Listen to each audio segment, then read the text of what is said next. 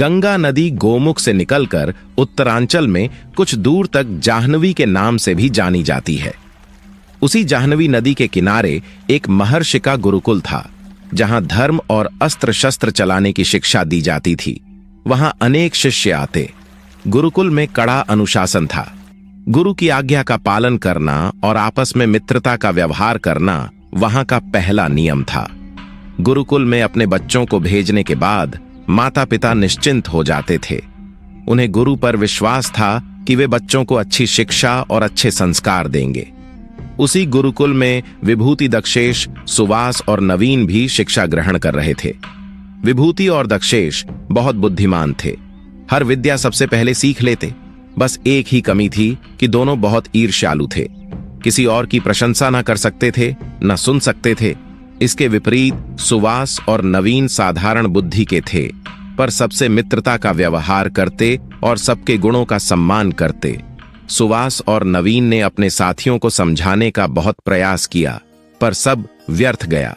महर्षि को भी बहुत चिंता थी कि उन्हें कैसे सुधारा जाए।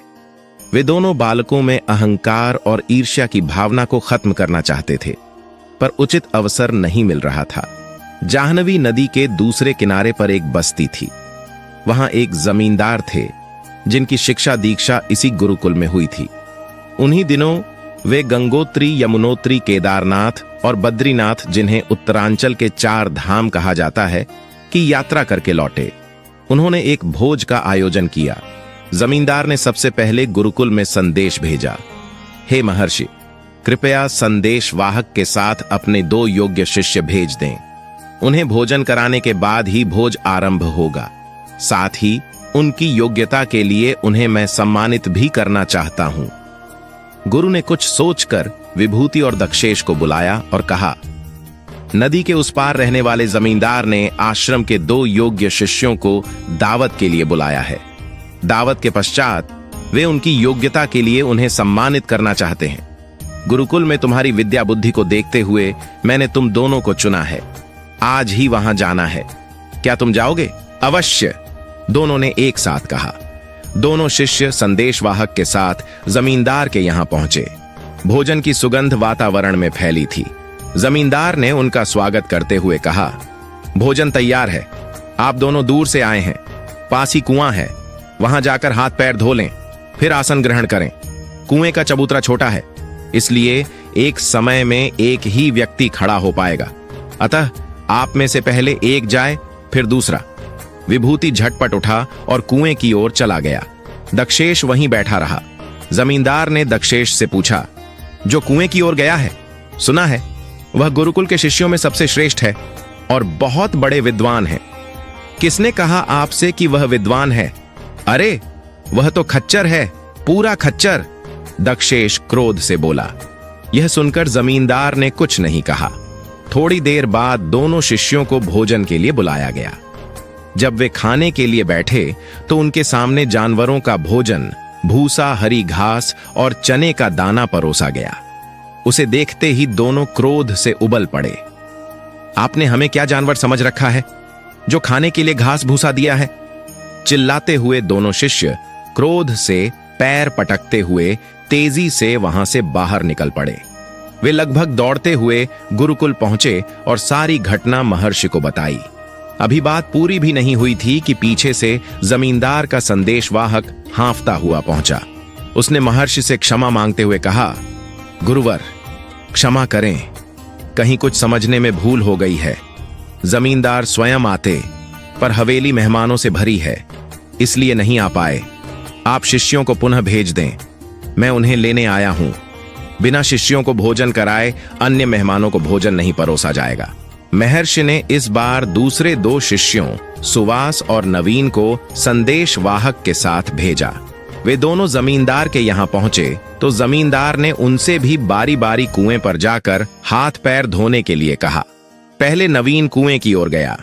सुवास को अकेला देखकर जमींदार ने वही बात फिर कही, सुना है कि वे जो कुएं की ओर गए हैं गुरुकुल में सबसे श्रेष्ठ और बहुत विद्वान हैं।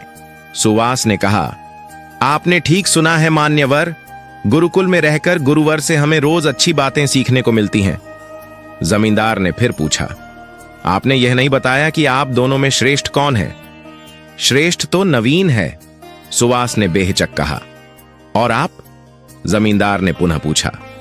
मैं तो उसके सामने कुछ भी नहीं हूं, सुवास ने उत्तर दिया। तभी नवीन लौटा और सुवास कुएं की ओर गया। जमींदार ने वही प्रश्न नवीन से किया। नवीन ने उत्तर दिया, सुवास तो सूर्य है, मैं तो उसकी विद्वता के सामने एक दीपक भर हूं।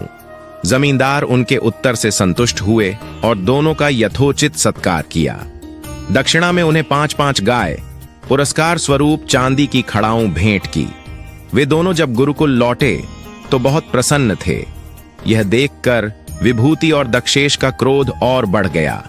वे महर्षि के पास पहुंचे और कहा, हम दोनों आपके इन शिष्यों से अधिक बुद्धिमान हैं, फिर भी हम अपमानित हुए। आप सब जानकर भी चुप हैं और नवीन एवं सुवास की प्रशंसा कर रहे हैं। गुरु महर्षि ने उत्तर दिया, यह तो जमींदार ही बता सकते हैं, तो आप चलकर उनसे पूछते क्यों नहीं? दक्षेश ने हठ किया। महर्षि अनमने से चारों शिष्यों को साथ लेकर चल पड़े। जमींदार ने दौड़कर गुरु की अगवानी की और चारों शिष्यों को आसन दिया। महर्षि ने आने का कारण बताते हुए कहा, वत्स, आपने शिष्यों के साथ भेदभाव क्यों किया? दक्षेश और विभूति का कहना है कि उनका अपमान हुआ है। आपको इसका उचित कारण बताना ही होगा। जमींदार ने गंभीर स्वर में कहा, महर्षि, मैंने आपसे 2 सुयोग्य विद्वान भेजने का आग्रह किया था, पर आपने मेरे यहां बैल और खच्चर भेज दिए। जब मैंने आपके पहले भेजे हुए शिष्यों से प्रश्न पूछा तो इन्होंने एक दूसरे का यही परिचय दिया, अतः मैंने दोनों के लिए जानवरों वाला प्रिय भोजन परोसा। मुझसे कोई भूल हो गई हो तो मैं क्षमा मांगता हूं। जमींदार की बात खत्म होने से पहले विभूति और दक्षेश का सिर शर्म से झुक गया। उन्हें अपनी भूल महसूस हुई। उन्होंने जमींदार से क्षमा मांगी। तब गुरु महर्षि ने कहा, अहंकार और ईर्ष्या के कारण तुम दोनों में प्रेम नहीं है, पारस्परिक सद्भाव नहीं है। इसी कारण तुम दोनों योग्य होकर भी अयोग्य सिद्ध हुए और सभा में अपमानित हुए। वहीं सुवास और नवीन तुम दोनों की अपेक्षा कम योग्य हैं, पर वे विनम्र, श्रेष्ठ और एक दूसरे के प्रति मित्रता का भाव रखते हैं। इसी कारण आज यहां सम्मानित हुए। सबकी भावना की कद्र करना, सबसे प्रेम करना और सबका सम्मान करना ही शिष्य को योग्य बनाता है।